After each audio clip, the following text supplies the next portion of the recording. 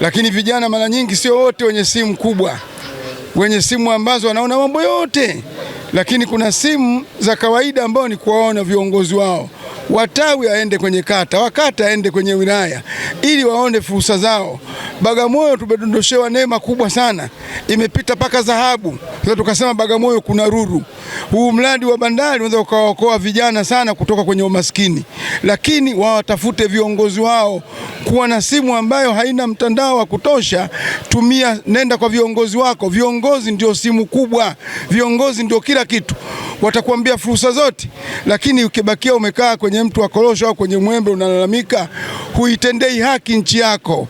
Utawala wa Mama Samia umetufungulia milango mingi sana, na hivi sasa vijana wenzetu wanafaidi. Sisi hatukufaidi kuundua wizara inaitwa Wizara ya Vijana. Manake vijana kila unachokitaka unaweza ukakipata. Kwa hiyo na nyinyi waandishi wa habari mtusaidie kutumia vyombo vyenu vya habari, mtufikishie salamu hizi kwa vijana, kwamba vijana, unapokuwa huna simu kubwa usinungunike. Nenda kwa diwani wako, nenda kwa mbunge wako, nenda kwa viongozi wako wa chama, nenda kwa mwenyekiti wako wa kitongoji.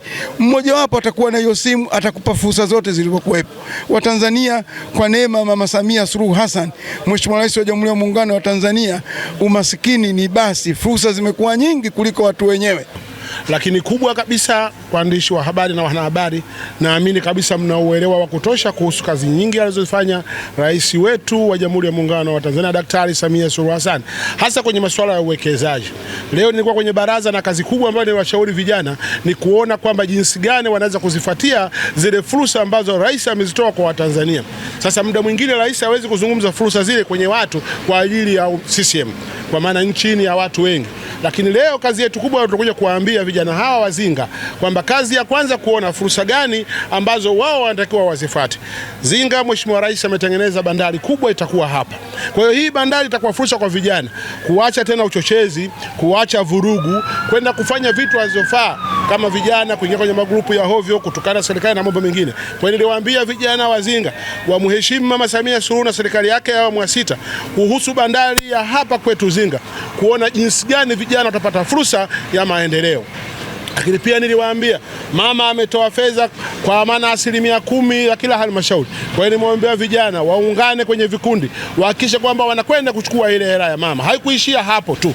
Niliwaambia mama ametoa tena kwa kila mjasiriamali kijana shilingi milioni 4, na fedha hizi ziko halmashauri. Kazi yao kwenda kujaza fomu zile kwenye vitongoji na vijiji, na hatimaye wapate fursa wa kuona kwamba Chama cha Mapinduzi kupitia serikali yake inaongozwa na Mama Samia Suluhu Hassan inafanya kazi vizuri sana. Tumemheshimu mama, tutampenda sana, tutafanya kazi naye pamoja. Lakini kikubwa nimeona mambo mengi akiyazungumzia Mchengerwa, waziri wetu wa afya, haswa kwenye bima afya ambaye mama ametoa.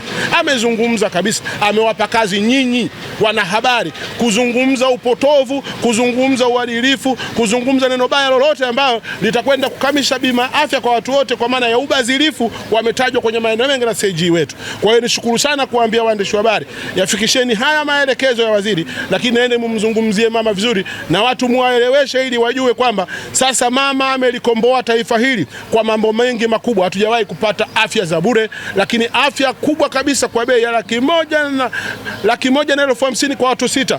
Hili jambo tutazungumzia. Miradi mingi ameiweka mama, na leo Bagamoyo imenufaika na miradi hiyo. Siwezi kutaja fedha nyingi zilizowekwa maana ni nyingi sana. Kazi yangu nimewashauri vijana waende wakapate fursa, wajiondoe kwenye mitandao ya hovyo, waondoe kwenye mambo ya ushawishi usiokuwa na maana, wapunguze vilevi vikali visiokuwa na mpango. Twende tukafanye kazi kama umoja wa Chama cha Mapinduzi ili kuona kwamba tunafaika kwenye mambo yetu na ilani yetu ya Chama cha Mapinduzi itatekelezeka mpaka 2030 na dira ya chama 2050. Niwashukuru sana na asanteni sana.